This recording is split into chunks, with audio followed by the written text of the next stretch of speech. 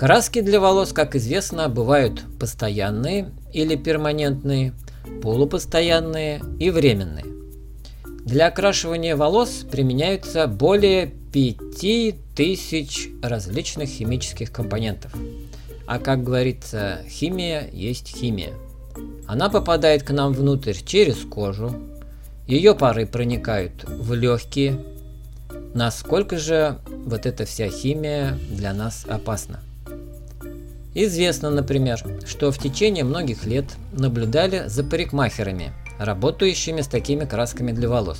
И оказалось, что у них повышенный риск рака мочевого пузыря.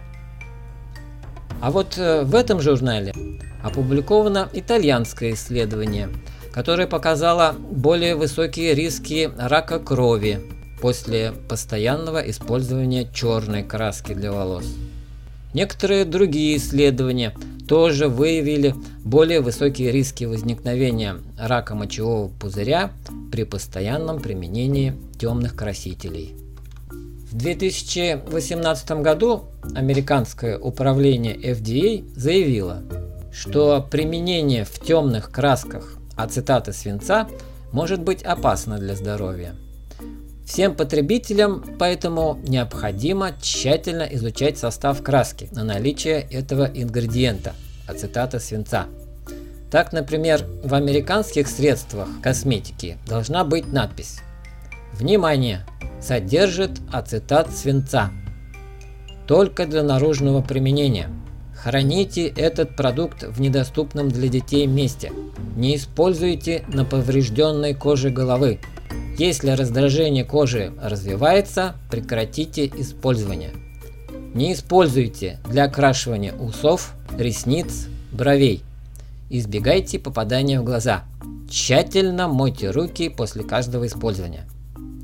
И вот на днях, кстати, в международном журнале по раку вышла новая статья, где исследовалось влияние на рак молочной железы химических выпрямителей и перманентных красок у 46 тысяч белых и темнокожих женщин.